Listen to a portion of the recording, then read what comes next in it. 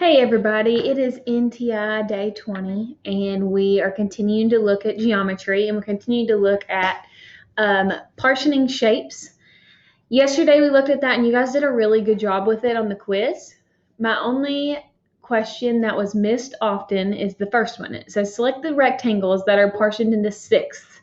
There are more than one. I had a lot of people put option 3. Yes, it is broken into 6 different parts. But remember, when it comes to breaking into sixths, being a fraction, it has to be equal parts. If you notice these rectangles the rectangle is broken into triangles.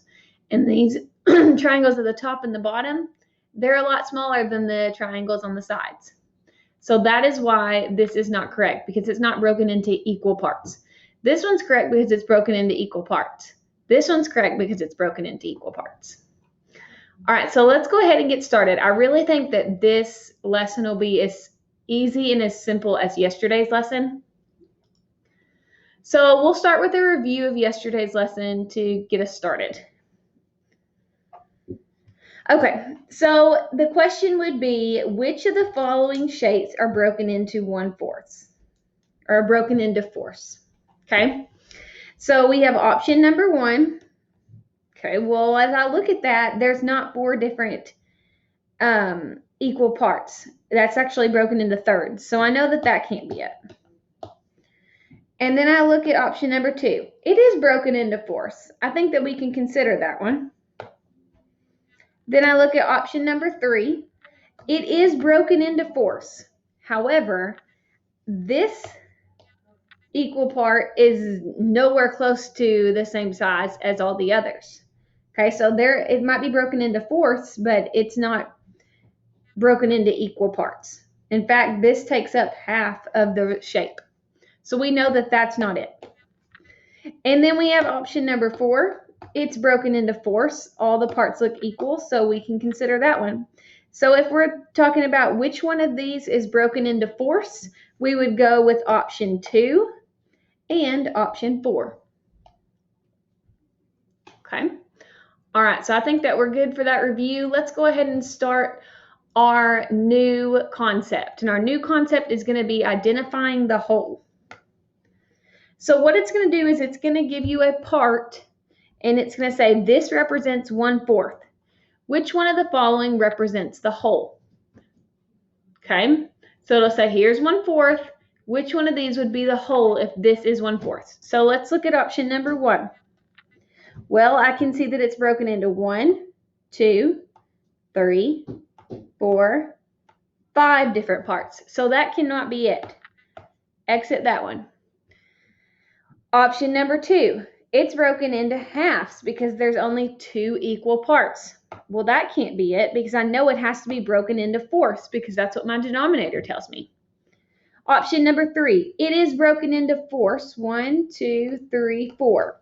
But does it match our shape or does it match our portion that they gave us? No, it really doesn't. I agree it's broken into fourths, but would this be the 1/4? Would that be the whole that it represents?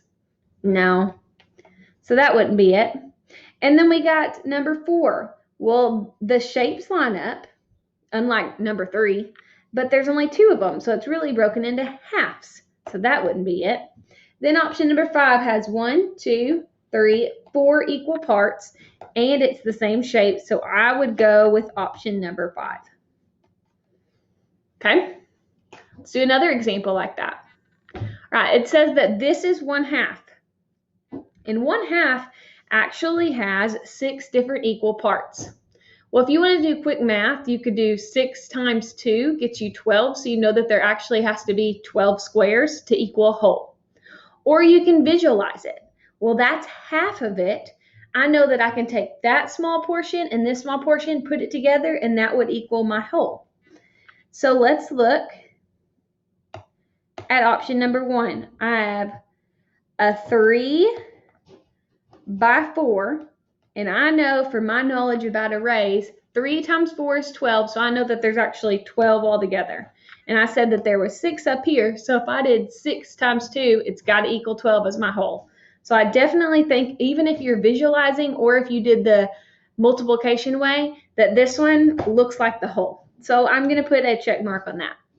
Option number 2, it is a 3 by 3, so that gets me 9. And if you're visualizing, this is actually 2/3, because look, it would take up this whole section. So it's not asking for 2/3, it's asking for 1/2. So that one can't be right. And then we have option number 3. This is half of 1/2. So really this is 1/4, because there's only 3 down. It's a 3 by 1. So we know that the correct answer would be number 1. Everybody feeling pretty good about this? Last example. This represents 1/4 of the whole, okay? And we're looking at different options, and we have to decide which one of these is 1/4. Well, I see 4 squares. 1, 2, 3, 4. 4 equal squares, and it's 1/4. If you wanted to do quick math with that, you know that there has to be 16 equal squares, because there's 4 that equals 1/4. So I know 4 times 4 gets me 16. Or you can visualize. Some of you guys are visual learners. You can visualize those little squares, and you need 4 of them to make up the whole, because you have 1/4. So let's look at option 1. Well, let's see. I see 1, 2, 3, and 4 of what I'm visualizing. And I said we needed 4 to make up the whole, because that represents 1/4. That's definitely a possibility. Plus, I know that it is a 4 by 4, which gets me 16.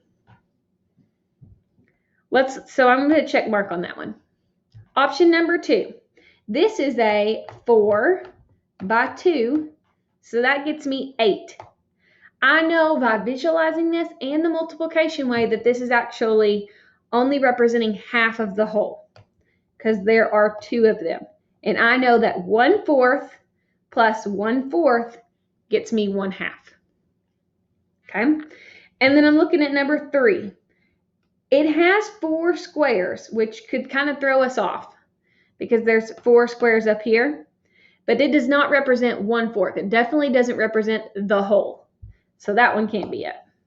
And then number 4 is showing 1/4 of 1/4. So really this is representing 1/16. That can't be it. So we know that option number 1 is the correct answer.